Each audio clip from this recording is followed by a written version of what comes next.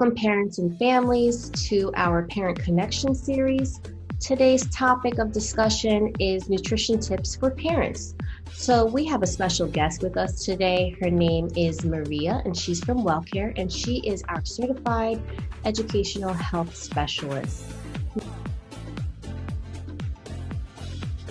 First of all, thank you for the invitation to come and speak about nutrition and healthy eating as we prepare for the holidays, especially given that this is a very special year and it has been quite challenging for everyone. Nevertheless, we still need to take care of our health, especially through nutrition. So I hope that you all enjoy today's presentation and the information. Okay, so let's talk about some tips, recommendations as far as these guidelines and the food groups. So as we talked about before, we want to make sure that we always look at our meals as making half of our plate vegetables and fruits, or only vegetables or only fruit. Half of that has to be from the vegetable and fruit group. Number two, we also want to add the protein, which has to be lean, preferably, so that we don't have that extra fat. Number three, include whole grains, which is what we talked about, because with whole grains, we get the most benefit out of the grain, we get the most nutrients, and it's not as processed as if we were getting regular pasta, regular bread, and regular rice, but preferably whole grain rice, whole grain pasta, whole grain bread. Number four, don't forget the dairy. Although some people may have certain intolerances to dairy, or may not choose to have dairy as part of their diet, it is important to still have some sort of dairy, even if it's from a vegetable source, for instance, like we mentioned before, with those other options with the milk, because in that way, at least you're not missing out on those extra nutrients that we talked about, such as vitamin D, calcium, and other vitamins that are added to the milk, so that you get those nutrients as well that you will typically be getting from the dairy group. But if you can't have dairy, or if you have an intolerance to lactose, at least you have these other options where you will be getting all of these nutrients. And especially, as you're talking with your kids about what are all the options that are recommended through these guidelines, and we want to make sure that we don't miss out on any of the food groups. Number five, avoiding extra fat, which is something that we talked about before too, when we are mindful about what are some of the things that we choose when we want to have something.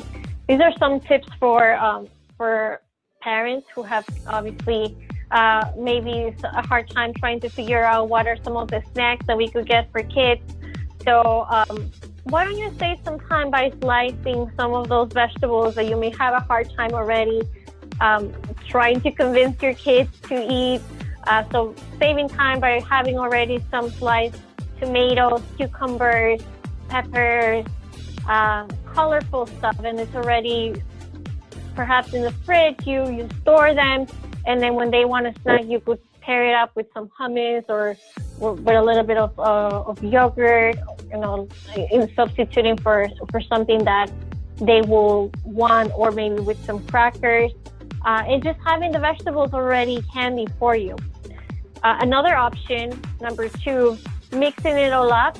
When it comes to the fruit, for instance, if you want to make a smoothie, it's a really fun way to getting the kids engaged and getting their fruit intake. So they could pick their favorite fruit and they could do a little smoothie in the middle of the morning, or in the middle of the afternoon. You could also grab a glass of milk. Like we mentioned before, dairy is a very important group.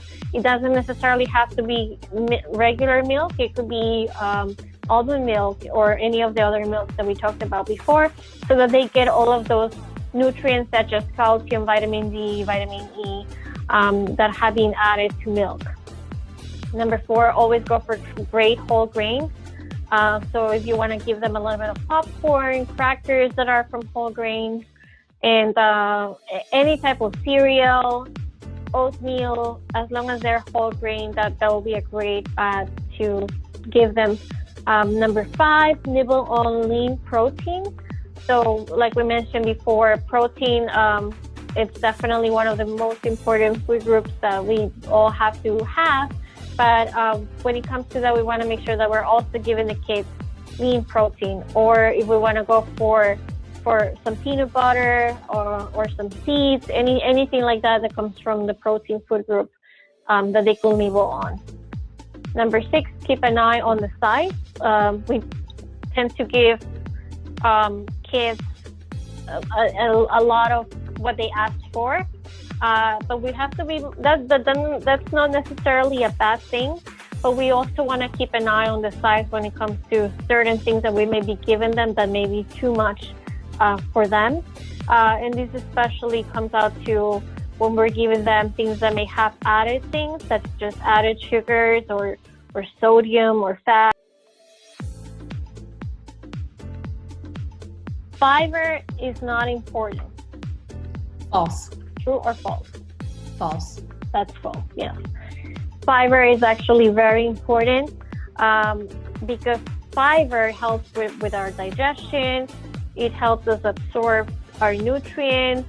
It helps us regulate our sugar levels in our blood. So fiber is extremely important. We have to incorporate fiber in our diet, and the recommendation is that we get at least 25 to 38 grams of fiber every day.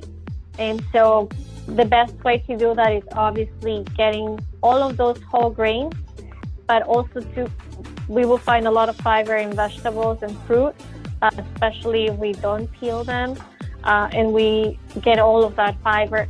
Fiber too, it is important that when we're getting all of these fiber that we are also drinking lots of water, so we avoid being constipated, because too, when we eat that fiber and then we drink the water, it will really work as a sponge inside our intestines, and it will make us feel fuller and less hungrier, so that we're not always reaching for all of those extra snacks.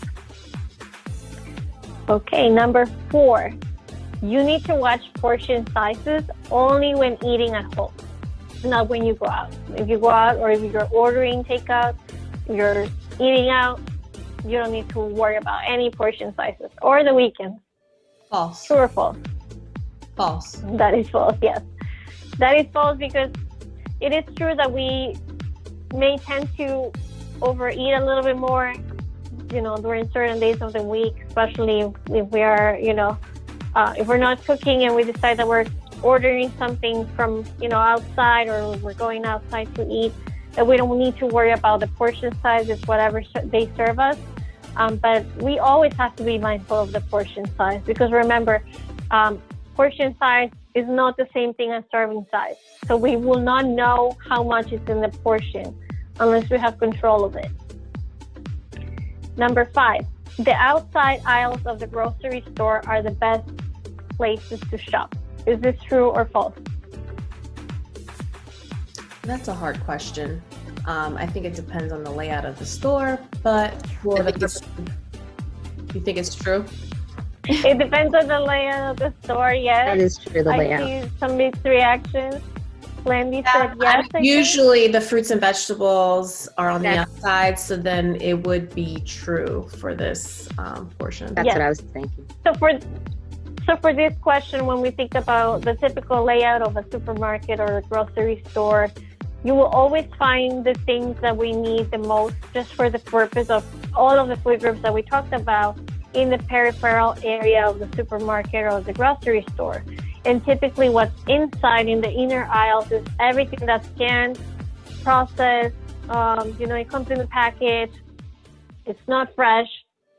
So when we go to the grocery store, we want to start first with, and depending on the layout, but I'm just thinking about my grocery store where I go to shop, and typically I start with the fruit, and then I go through the vegetables, and then I go through the grain section, and then I go through the dairy section, and then I get, eggs, and then I go to the protein section because I get any type of protein that I need if I'm having poultry or fish. And then it's a very simple, easy recipe to do. There are many variations to this. You can do it with your kids. And it's a crunchy rainbow wrap. Like I mentioned before, the more colorful your food is or your meals, the better chances that you're getting most nutrients the most things out of your food, and especially incorporating all of the food groups, which is the goal, right? So as we could see here, these are some of the ingredients that you could use, such as a whole wheat tortilla or a whole wheat pita bread, anything that you want that you could use as a base, right? Then we have this option here of reduced fat or low fat cream cheese. You could also use Greek yogurt, reduced fat yogurt, low fat yogurt for these. And then we have all our vegetables here. So for the red, we chose red pepper strips, red beans, and chopped tomatoes. And then for the orange, we have some carrots here. And then for the yellow, we have corn, yellow pepper strips. We have some greens here like spinach, shredded lettuce, and peas. And then we also have blue and purple with our shredded cabbage and radicchio. So can you name how many food groups do you recognize here?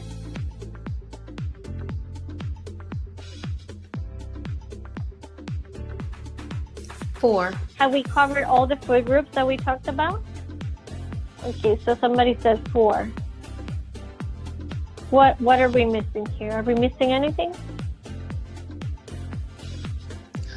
I feel like there's one we may not. I think we're missing fruits, but tomatoes can be classified as a fruit. So if you're using a tomato as a fruit, then technically we have everything. As the cream cheese is the dairy, you got the tortilla, that's the protein, you got your vegetables, and then, like I said before, if you're considering the tomatoes a fruit, then we're covered. The beans would be protein. Oh yes, and beans. Sorry. That's right. Yes, absolutely. You got it right. So beginning with the vegetables, right? Remember how we said you have to make half of your plate vegetables and fruits, or vegetables or fruit. So we have it all covered here. We have all of these wonderful vegetables here, which are going to be inside or on top of our tortilla, right? They're going to be the main part. So we have all the vegetables here. So that covers the vegetable and fruit group, right? Then we said a quarter of it has to be grain, and we have a whole wheat tortilla, one, or a pita bread, or anything that you choose from the grain group. Then we have for protein the red beans. Clarissa pointed it out. That's excellent. If you want to go with the vegetarian option, you will use the beans or anything from the legumes family. We use lentils. You could use chickpeas, peas, although we have some peas here as well for the green right here. But the red beans in this particular recipe, I think, function for the protein. Now you could also use some chicken if you want to make it non-vegetarian. You could really use any type of protein that you would like to use for this recipe. And then as far as the dairy, you have the cream cheese, so you can use sour cream or Greek yogurt, as long as they are obviously low fat or reduced fat. And so yeah, that covers all of the food groups. And it's super easy to do it with the kids. These are some of the instructions.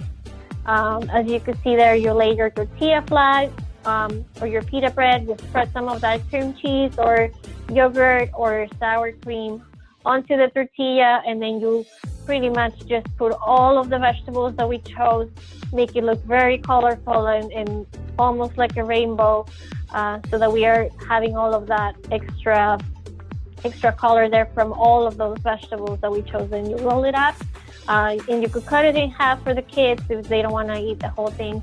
But yeah, this is something that we could definitely switch it up. You could add any type of protein that you want. You want to make it as colorful as you want. If you want to add something there to spice it up, like any type of extra spices, or you choose it. The point here is that I just wanted to show an example of how easy it is to incorporate all the food groups into one recipe, and how we could teach our kids also how to do that.